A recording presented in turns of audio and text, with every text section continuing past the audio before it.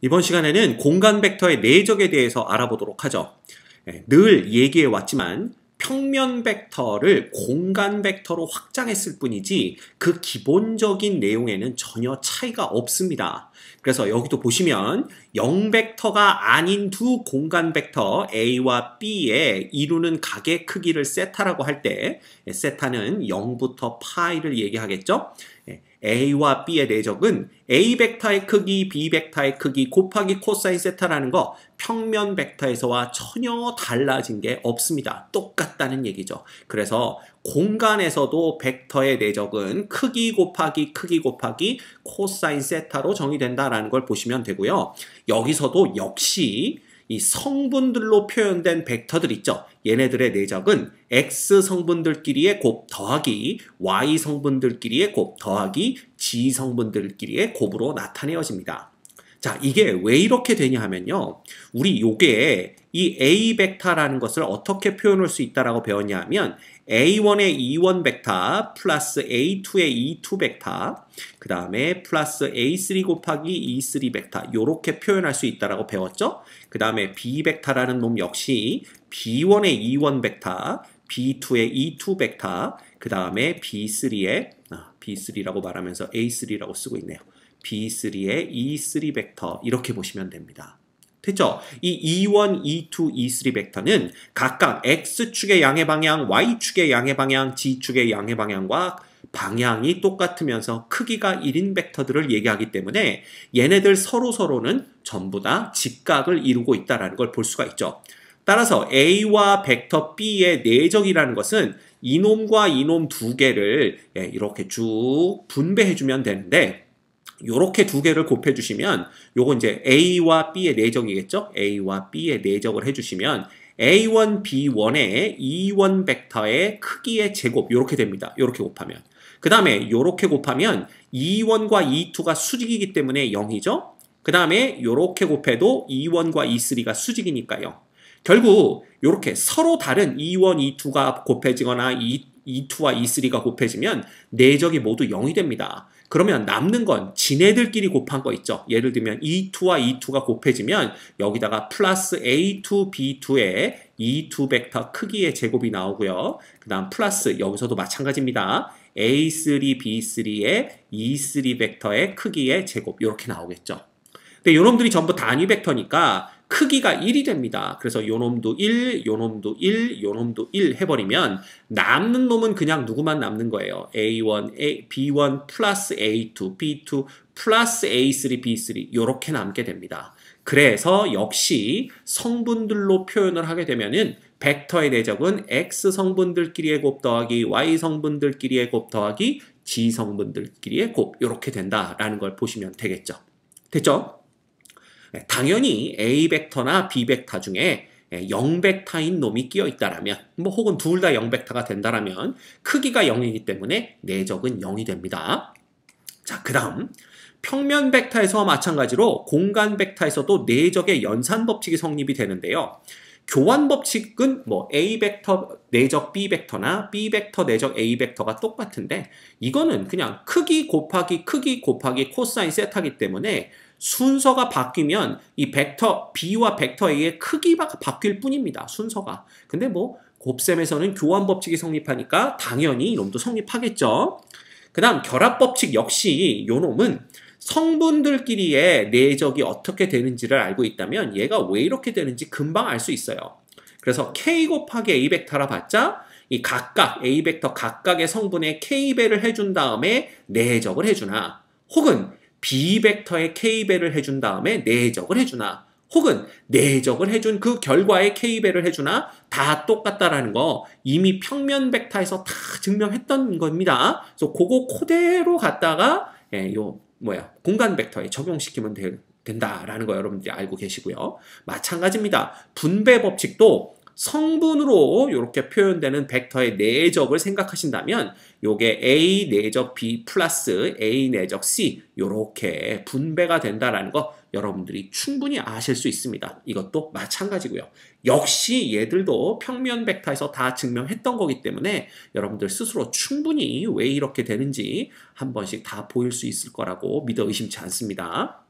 자, 프랙티스 문제 볼까요? 오른쪽 그림과 같이 한 모서리의 길이가 2인 정육면체에서 다음을 구하여라.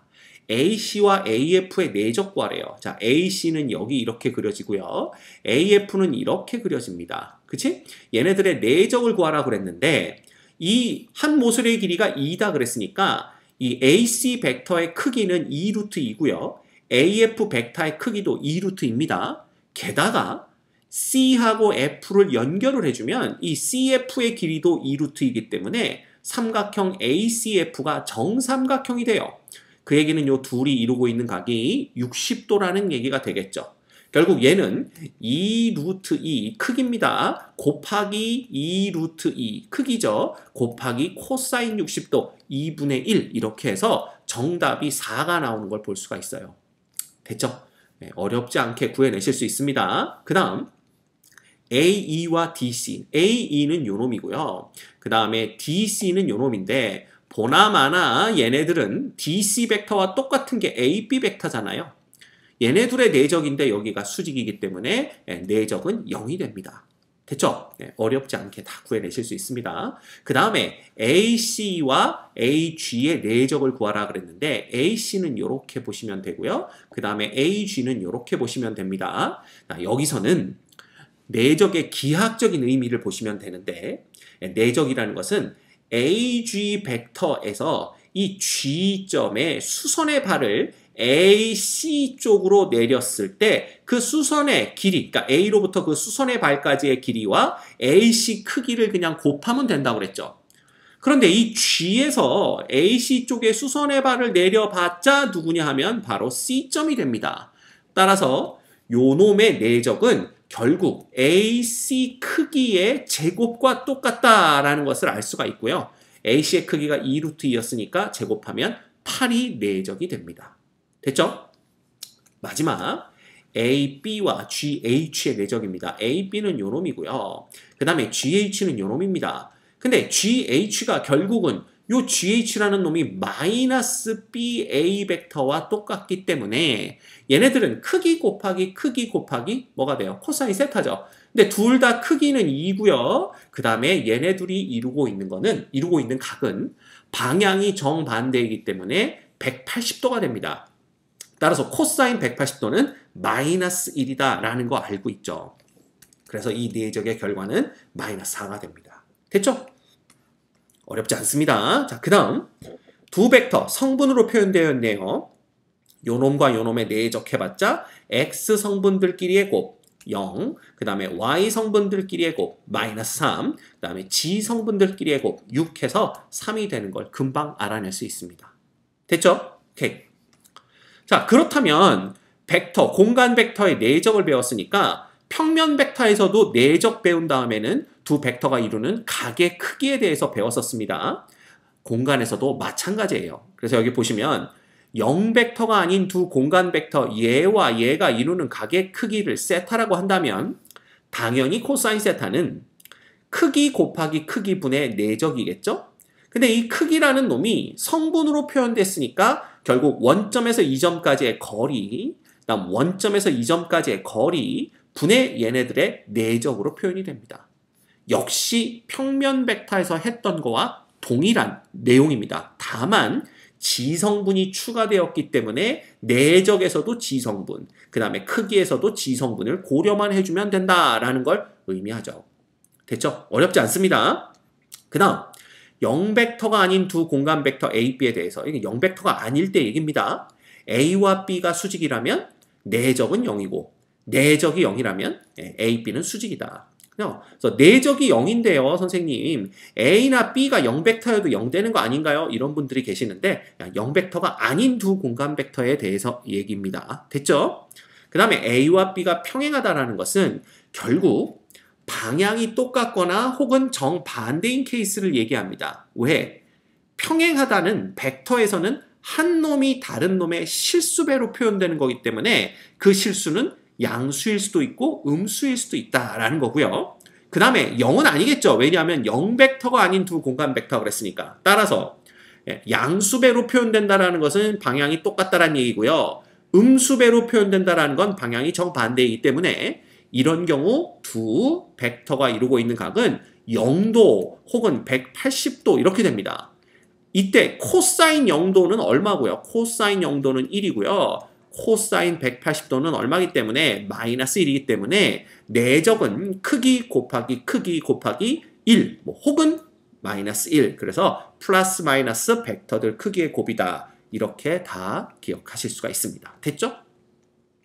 자, 얘네들이 이루는 각의 크기를 구하세요 그랬는데 코사인 세타라는 놈은 요놈의 크기 루트입니다. 요놈의 크기 4 더하기 4 더하기 16 루트 24죠. 2 루트 6입니다. 이것 분해 얘네들의 내적 구해봤자 2 그 다음 0 플러스 4 이렇게 되니까 요놈이 6이 되겠죠? 그러면 이렇게 되면 여기가 루트 6 되고요. 이렇게 되면 여기가 루트 3 돼서 2분의 루트 3인 것을 확인할 수가 있습니다. 그래서 코사인 세타가 2분의 루트 3 되는 것은 0부터 파이 사이에서는 누구밖에 없어요. 6분의 파이밖에 없다라는 것을 볼 수가 있죠. 그래서 정답은 6분의 파이 이렇게 됩니다.